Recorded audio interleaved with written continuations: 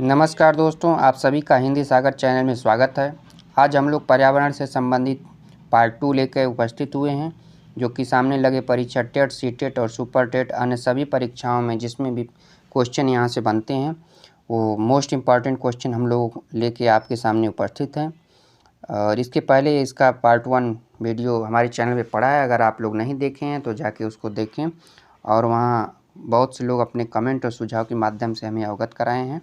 आप भी अपना बहुमूल्य समय निकाल के हमें एक कमेंट के माध्यम से ज़रूर बताएं कि वीडियो कैसी लगी, आपको कितना बेनिफिट हो रहा है, क्वेश्चन कैसा है। तो इन सारी चीज़ों के लिए आप हमें ज़रूर अवगत कराएं। और आप हमारे अगर जुड़ना चाहते हैं तो हिंदी सागर टेलीग्राम ग्रुप पे भी जुड़ सकते हैं, वहाँ भी इसकी सारी PDF मिल जाती है। और आप लोग हमें कोई सुझाव भी देना चाहेंगे तो वहाँ दे सकते हैं। और आप लोगों से एक अनुरोध है कि आप लोग हमारी चैनल को ज़्यादा से ज़्यादा जो वीडियो उस पर डाली जा रही है उसको शेयर करें। और आप लोगों को अच्छा लग रहा है, कंटेंट सही है, तो दोस्तों और ग्रुपों में भी शेयर करें और ज़्यादा से ज़्यादा अपना स्नेह और प्यार बनाए रहें। तो आइए शुरू करते हैं बिना देरी के। पहला क्वेश्चन लेते हैं। यहाँ पूछ रहा है कि अम्ल वर्षा क्या होती है। अम्ल वर्षा क्या होती है। जब वर्षा के जल में अम्लों की मात्रा बढ़ जाती है तो इसे अम्ल वर्षा का नाम दे दिया जाता है। अम्लीय और क्षारीय दो प्रकार की होती हैं। अम्लीय क्या है, जब pH मान उसका 7 से कम रहेगा तो अम्लीय होगा, और ज़्यादा हो जाएगा तो क्षारीय हो जाएगा। तो सामान्यतः ऐसी वर्षा जिसका pH मान 5 से 6 से कम है कहलाती है अम्लीय वर्षा। देखिए यहाँ पे वही रही बात। अम्लीय वर्षा, अम्लीय कोहरे और अम्लीय धुंध को सम्मिलित रूप से क्या कहा जा सकता है। अम्ल निक्षेप कहेंगे, ठीक है। जब इतने सारे एक साथ होंगे तो उनको अम्ल निक्षेप कहेंगे, जैसे कि अम्लीय वर्षा, अम्लीय कोहरे, अम्लीय धुंध, सम्मिलित रूप से क्या कहा जाए, अम्ल निक्षेप। अम्लीय वर्षा के कारण ही जो अभी भारत में जो है आगरा के ताजमहल को भारी मात्रा में नुकसान पहुंचा रही है। ये अम्ल वर्षा किसके वायु प्रदूषण का कारण है। नाइट्रस ऑक्साइड एवं सल्फर डाइऑक्साइड। मोस्ट इम्पॉर्टेंट, इसको नोट करिए आप लोग कहीं।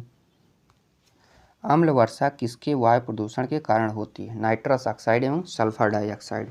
मोस्ट इम्पॉर्टेंट क्वेश्चन है ये, आप लोग इसे मोस्ट अंडरलाइन कर लीजिए। और कोई भी वीडियो, हम ये नहीं करें कि मेरी चैनल पे जो वीडियो देख रहे हैं या फिर कहीं आप कोई भी वीडियो देख रहे हैं या पढ़ रहे हैं तो एक पेन और एक कॉपी लेकर बैठा करिए, क्योंकि जो आप इस समय आपको इम्पोर्टेंट है नोट कर लेंगे तो एग्ज़ाम के टाइम में आपके पास बेहतर नोट्स तैयार हो जाएगा। और अगर आप ये सोचेंगे नहीं कि मैं उसी टाइम पढ़ लूँगा तो फिर नहीं हो पाता है, किसी से नहीं हो पाता, आपसे भी नहीं हो पाएगा। तो सबसे अच्छी बात है यही है कि आप जब पढ़ रहे हैं जो इम्पोर्टेंट लग रहा है आप बगल में रखिए, उसको तुरंत नोट करिए। और जब देखेंगे आपका एग्ज़ाम आएगा तो आपके पास एक बेहतर नोट्स बन के तैयार हो जाएगा, क्योंकि सारे क्वेश्चन फिर से आप हो सकता है न यहाँ तक आ पाएँ, और इतनी अच्छे क्वेश्चन जो हैं आपको न मिलें, और मिलें भी तो एग्ज़ाम निकल जाए, उसके बाद क्या वही हो कि समय बीत क्या पछताने वाली हाल हो जाएगी, जब चिड़िया चुग गई खेत वाला। तो इसको नोट कर लीजिए आप लोग। अगला क्वेश्चन देखते हैं हम लोग। देखिए कितना इम्पोर्टेंट क्वेश्चन लिया गया है यहाँ पे, इतने सारे 10 में, 2007 में, 6 में, 1 में, सारे स्टैंडर्ड क्वेश्चन जो हैं, ये क्वेश्चन जो है एक इतने बड़े एग्जाम में पूछे गए हैं, तो आपके लिए भी इम्पोर्टेंट हैं ये। निम्नलिखित में कौन अम्ल वृष्टि का कारण है। अभी ऊपर हम लोग देखे हैं, तो इसका सही आंसर क्या होगा बताइए आप।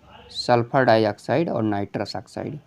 अम्लीय वर्षा का कारण क्या होता है, सल्फर डाइऑक्साइड और नाइट्रस ऑक्साइड। इसको भी नोट कर लीजिए आप, या फिर स्क्रीनशॉट ले लीजिए, जो भी जैसे भी आपको सही लगे। ये देखिए पीछे 2010 में पूछा गया, फिर मेंस के 2007 में, उत्तराखंड पीछे 2006, ये यूपी UDA या LDA जो समीक्षा अधिकारी के नाम से अब जाना जाता है, इसमें 2001 में पूछा गया। तो आप इसको सही, इसका आंसर ऑप्शन सी होगा, नोट कर लीजिए इसको। अम्ल वर्षा में कौन सा अम्ल उपस्थित है, नाइट्रक अम्ल, वही सल्फर डाइऑक्साइड या नाइट्रस ऑक्साइड। अम्ल वर्षा होती है बादल के जल एवं सल्फर डाइऑक्साइड प्रदूषकों के मध्य प्रतिक्रिया के फलस्वरूप, ठीक है। अगला क्वेश्चन देखिए दिया है, निम्नलिखित में से कौन सी गैस वायुमंडल में अम्लीय वर्षा की उत्पत्ति के लिए उत्तरदायी है। तो ये सल्फर डाइऑक्साइड, SO2 हो जाएगा, ठीक है। वहाँ नाइट्रस ऑक्साइड और सल्फर डाइऑक्साइड दिया तो नाइट्रस हटा दिया है, यहाँ सल्फर, दोनों उत्तरदायी हैं, इस बात को आप नोट रखिएगा। अगले क्वेश्चन पे चलते हैं। किस देश में सर्वाधिक अम्लीय वर्षा होती है? नॉर्वे में। वर्षा के जल को अम्लीय बनाने के लिए मुख्यतः कौन सी गैस उत्तरदायी है? सल्फर डाइऑक्साइड यानी कि SO2 जो यहाँ की दिया गया है देखिए, और नाइट्रोजन ऑक्साइड यानी NO2। SO2 NO2 दोनों ही ये वर्षा के जल को अम्लीय बनाते हैं, तथा नाइट्रस ऑक्साइड भी, नाइट्रोजन ऑक्साइड, नाइट्रस ऑक्साइड और सल्फर डाइऑक्साइड, ये तीनों गैसें जो हैं वर्षा के जल को अम्लीय बनाने का कारण है। क्रैकिंग गैस किसे कहते हैं? सल्फर डाइऑक्साइड जो खदानों में होती है उसको क्रैकिंग गैस कहते हैं, सल्फर डाइऑक्साइड SO2। आइए अगला क्वेश्चन देखते हैं। जैव विविधता से संबंधित क्वेश्चन है। जैव विविधता शब्द का प्रयोग सर्वप्रथम किसने किया? तो ये किया था WG रोसेन द्वारा 1985 में इसका पहली बार प्रयोग किया गया था। जैव विविधता अल्फा, बीटा, गामा नामक श्रेणियों में विभाजित की जाती है। यह विभाजन किसने किया था? तो ये आपके किए थे व्हिटकर ने वर्ष 1972 में। जैव विविधता का सबसे महत्वपूर्ण पहलू क्या है? पारिस्थितिक तंत्र का निर्वहन। संयुक्त राष्ट्र संघ द्वारा जैव विविधता दिवस कब मनाया जाता है? हम लोग देख चुके हैं पहले वीडियो में, 22 मई को मनाया जाता है। भारत का प्रथम national centre for marine biodiversity कहाँ पर स्थित है? ये आपका गुजरात के जामनगर में पड़ेगा। ये भी इम्पॉर्टेंट है, क्वेश्चन पूछता रहता है इससे कि भारत का प्रथम national centre for marine biodiversity कहाँ पर स्थित है? गुजरात राज्य के जामनगर में। जैव विविधता को परिभाषित किया जाता है विभिन्न पर्यावरण में विभिन्न प्रजातियों की श्रेणी को, यानी कि जैव विविधता क्या होगी? किसी पर्यावरण में जैसे कई लोग हों, जैसे घर में क्या विभिन्नताएं कैसे होती हैं? जैसे हम एक संयुक्त परिवार है, उसमें 10 लोग हैं, 12 लोग, तो कोई कुछ करता है, कोई अलग करता है, सबकी क्रियाकलापें या फिर एक्टिविटी अलग अलग होती हैं। सेम वही बात यहाँ जैव विविधता पर भी लागू हो रही है कि किसी एक पर्यावरण यानी कि एक समुदाय में विभिन्न प्रजातियों की श्रेणियों से, यानी कि कई उसमें श्रेणियाँ रहती हैं जो कि पर्यावरण जैव विविधता का निर्माण करती हैं। जैव विविधता मापने के गणितीय सूचकांकों में से कौन स्थानीय स्तर में, किसी समुदाय, आवासीय क्षेत्र में माध्य प्रजाति विविधता को दर्शाता है? ये आपका दर्शाता है अल्फा सूचकांक। जैव विविधता का अर्थ है एक निर्धारित क्षेत्र में विभिन्न प्रकार के पादप एवं जंतु। क्वेश्चन सीधे बन जाता है, ये आप लोग नोट करिए और दिए होंगे एग्जाम तो अच्छे से जानते भी होंगे कि जैव विविधता का अर्थ क्या है, पूछ देगा तो आप लोग ये जब याद रहेगा तुरंत क्वेश्चन को टिक कर देंगे। एक निर्धारित क्षेत्र में विभिन्न प्रकार के पादप एवं जंतु जो होते हैं वही जैव विविधता का अर्थ है। जैव विविधता का सबसे महत्वपूर्ण पहलू क्या है? पारिस्थितिक तंत्र का निर्वहन। सर्वाधिक प्रजाति विविधता किस भौगोलिक क्षेत्र में पाई जाती है? भूमध्य रेखीय क्षेत्र प्रदेशों में। जैव विविधता का भंडार उपमा किस भौगोलिक क्षेत्र को प्रदान की गई? उष्णकटिबंधीय वर्षावन। ठीक है, इस तरह से जितने मोस्ट इम्पॉर्टेंट क्वेश्चन हैं आप लोग हमें कमेंट के माध्यम से ज़रूर बताया करें, और तभी कुछ और बेहतर किया जा सकता है। सर्वाधिक जैव विविधता किन वनों में पाई जाती है? उष्णकटिबंधीय वर्षा वन। ये नहीं मार दीजिए कि उष्णकटिबंधीय वनों में, उष्णकटिबंधीय वर्षा वनों में क्या पाई जाती है? सर्वाधिक जैव विविधता। उष्णकटिबंधीय वर्षा वनों का विस्तार कितने डिग्री है अक्षांशों, यानी कि 0 डिग्री से लेकर कितने डिग्री तक? तो वो पूछ रहा है कि 10 डिग्री जो है उत्तरी से 10 डिग्री दक्षिणी तक, यानी 0 डिग्री से लेके 10 डिग्री उत्तरी और 0 से लेकर 10 डिग्री दक्षिणी अक्षांशों के बीच उष्णकटिबंधीय वर्षा वनों का विस्तार पाया जाता है। यहाँ सदाबहार वने मिलते हैं जो कि हमेशा हरे भरे रहते हैं। सर्वाधिक जैव विविधता भी यहीं पाई जाती है। सर्वाधिक उष्णकटिबंधों का विस्तार भी यहीं है। जैव विविधता का उपमा भंडार किसे दिया? इसी क्षेत्र को दिया गया है। सर्वाधिक प्रजाति विविधता कहाँ पाई जाती है? भूमध्य सागरीय, यानी कि देख रहे हैं 1 2 3 4 5, यहाँ से कम आपको 10 टाइप के क्वेश्चन बन सकते हैं, तो आप लोग याद करिएगा।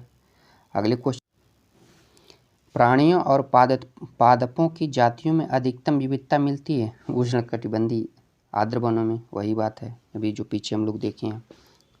तो जैव विविधता का परिवर्तन होता है भूमध्य रेखा की तरफ बढ़ने पर, क्योंकि भूमध्य रेखा पे जो कि हमेशा तापांतर बराबर रहता है और यहाँ पे हमेशा बरसात होती रहती है। यहाँ सदाबहार वन पाए जाते हैं, इसलिए यहाँ जो है हमेशा जैव विविधता सर्वाधिक पाई जाती है। भारत में सर्वाधिक जैव विविधता पश्चिमी घाट के केरल राज्यों में पाई जाती है। आइए देखते हैं। अब यहाँ पूछ रहा है कि सर्वाधिक जैव विविधता पाई जाती है। ये ऑप्शन इतना ही दिया है, इसलिए इसमें उसको हटा दिया गया है।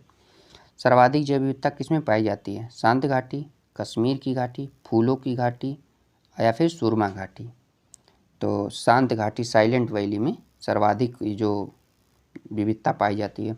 कश्मीर की घाटी कश्मीर में, फूलों की घाटी उत्तराखंड में है, और सुरमा घाटी जो है ये कंफर्म नहीं है, कंफर्म करके भी बताते हैं आप लोगों को।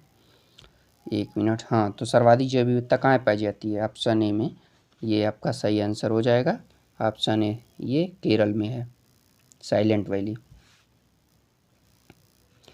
केरल स्थित शांत घाटी में सर्वाधिक जैव विविधता पाई जाती है। यह केरल के पलक्कड़ जिले से 12 किलोमीटर दूर 7 किलोमीटर चौड़ाई में स्थित है। इसका कोई मतलब नहीं है कितनी दूरी में, आपको बस इतना याद रखना कहाँ पाई जाती है, शांत घाटी में, और भी कहाँ? पश्चिमी घाट में, केरल में। 4 क्वेश्चन है आपका, 3 क्वेश्चन यही बन गया। साइलेंट वैली परियोजना, जैसे साइलेंट वैली समझे तुरंत केरल। फूलों की घाटी उत्तराखंड में। शांत घाटी कहाँ है? केरल में है। संसार के किस देश के वनों में सर्वाधिक जैव विविधता? ब्राज़ील। ये क्योंकि भूमध्य रेखा पे स्थित है, वहाँ की उष्णकटिबंधीय सदाबहार वन पाए जाते हैं, सर्वाधिक जैव विविधता पाई जाती है। भूमध्य रेखा के आसपास जितने भी रहेंगे वहाँ पे सारी ये दशाएं बनती हैं। जैव विविधता का कितने प्रतिशत भाग भारत में पाया जाता है? 7.58%। अब हॉट स्पॉट से क्वेश्चन कुछ है, उसको देख लेंगे।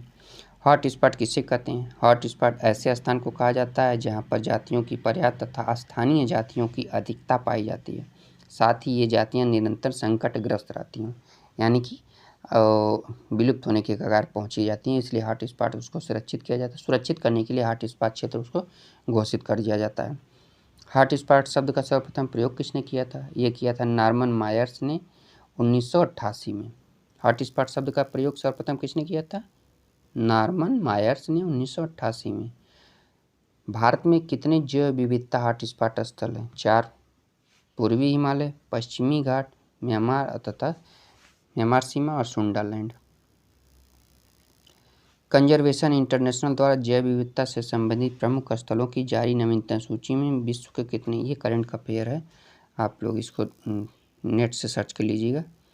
पूछ रहा है 36वां जैव विविधता हॉट स्पॉट किसे घोषित किया गया है? उत्तरी अमेरिका के तटीय मैदान को। भारत में जैव विविधता के तापस्थल पूर्वी हिमालय और पश्चिमी घाट पे स्थित हैं। हॉट स्पॉट की अवधारणा के प्रतिपादक कौन थे? नॉर्मन मायर्स ने 1988 में। इन्होंने सर्वप्रथम हॉट स्पॉट शब्द का प्रयोग भी किया था। तो इतने सारे मोस्ट इम्पॉर्टेंट क्वेश्चन हम लोग देख लिए हैं। तो बने रहिए आप लोग हमारे हिंदी सागर चैनल के साथ, और अपना स्नेह और प्यार हमारे चैनल और वीडियो के प्रति बनाए रखें। चलिए, आप लोगों का बहुत बहुत धन्यवाद।